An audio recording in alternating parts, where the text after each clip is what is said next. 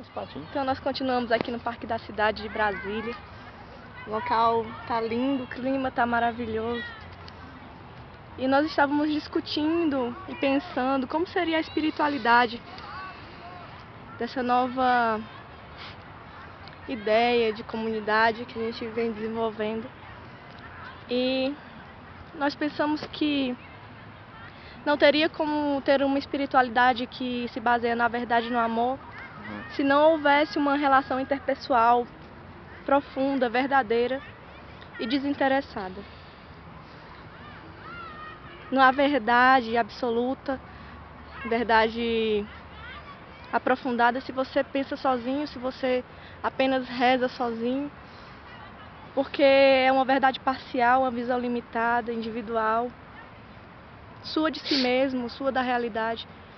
E a visão de si mesmo, a verdade, ela só se completa nas relações entre as pessoas, nas visões diversas da mesma circunstância, do mesmo fato, da mesma identidade. E o amor, esse é que não existe, né? Não existe o amor enquanto uma pessoa. O amor, ele existe entre as pessoas, né? Até mesmo para o amor consigo mesmo é necessário dos outros. Então,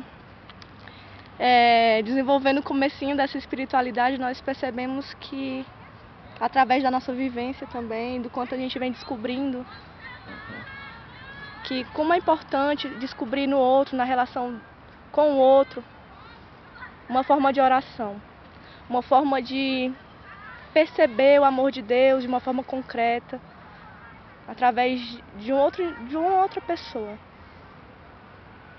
trazendo para a realidade humana um pouco da visão abstrata de Deus, do que a gente não compreende.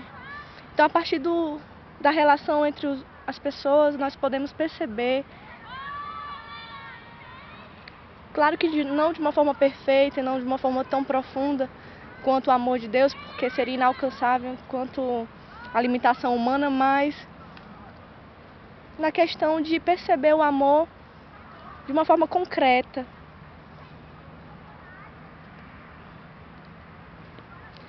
De uma forma humana. E assim conseguir dar um passo a mais na compreensão do próprio Deus, da espiritualidade, do conceito que não se consegue compreender, mas que se consegue experienciar. Fala um pouquinho daquilo que a gente vem conversando, da relação que a verdade e o amor, ela tem em relação à igreja, em relação aos diversos carismas.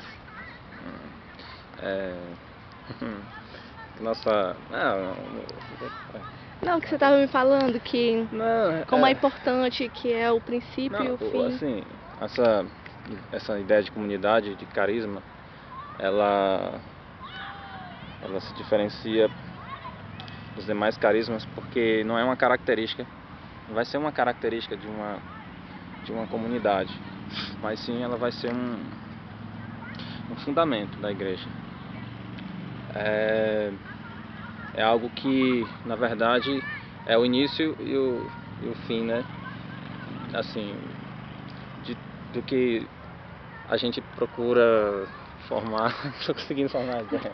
Não, porque a gente estava falando, né, que a questão do carisma, vamos supor, da paz, o carisma da família, o próprio carisma do louvor e alegria, que a gente tem mais contato, né, mais intimidade, ele não poderia surgir se você tem uma relação com a vida, com a espiritualidade de uma forma padrão, né?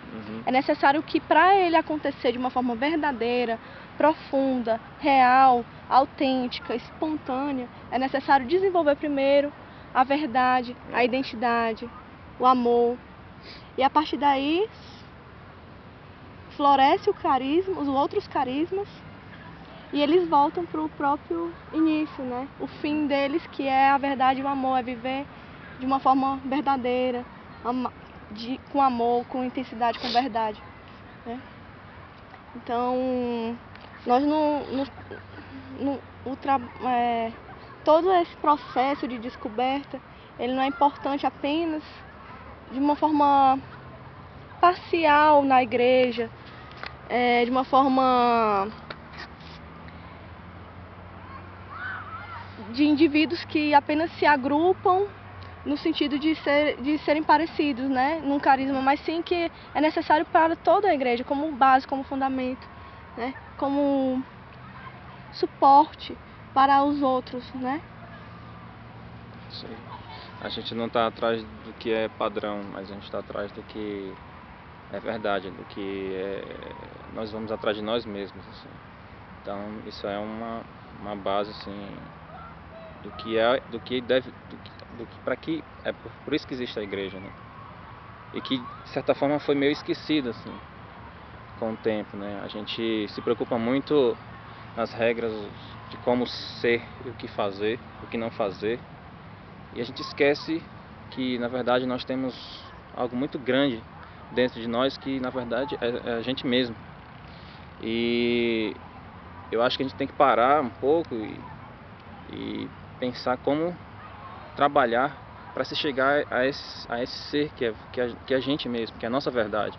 Porque, assim, a base é a seguinte, que Deus, ele sonhou durante toda uma eternidade comigo, né? Ele sempre sonhou comigo, ou com Andréia, com qualquer pessoa. Foi um sonho eterno, né? E eu acho que a gente tem que buscar essa realidade, né? Essa verdade que somos nós, né? Porque se a gente ficar se preocupando somente em agir, como o que eu devo fazer, eu vou imitar São Francisco, eu vou imitar, sei lá, fica só buscando padrões de santidade, eu posso cair no risco de esquecer quem eu sou, né? E essa grandeza de quem eu sou. E se eu trabalhar para que eu busque a mim mesmo, né? Através da oração, através da comunidade, através do grupo, através, né, dos trabalhos que Deus vai colocar na gente, né? Deus vai inspirar. Eu acho que vai ser assim fantástico, sabe? Os resultados vão ser lindos, assim. E eu estou extremamente disposto e acredito profundamente nisso, né? A gente não está falando isso só da boca para fora aqui, mas na verdade a gente está falando assim toda convicção, né? Eu acho que na igreja, assim, no tempo que eu estou na renovação, acho que a Andréa também, acho que é o momento assim que a gente tem mais convicção de alguma coisa. Verdade. Até por causa da experiência que a gente viveu. Porque a gente está no mínimo que 10, 15 anos na renovação. É uma visão que ela só surge depois de um certo tempo, né? Essa visão de identidade. Não é tão fácil de ver isso quando você acaba de entrar, por causa das formas como está sendo levada a realidade, né, cristã. De ir atrás de Deus porque eu quero alguma coisa, porque eu quero uma cura, porque eu quero sempre um interesse maior, né?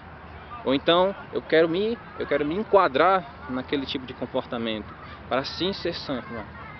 Tudo bem, mas eu acho que eu sou algo enorme, grande, porque eu fui criado por Deus e eu vou atrás desse ser que eu sou, né? Eu quero trabalhar com toda a minha força para isso, né? E para que Andréia seja, para que as pessoas que estejam à nossa volta, ao nosso alcance, eles possam ser. É basicamente isso. Por isso que a gente diz, é o fim, é o início e o fim do que a igreja sempre, do que a igreja sonha, né? Por que a igreja existe? É para isso. Simplesmente assim. E toda essa discussão, ela é antiga.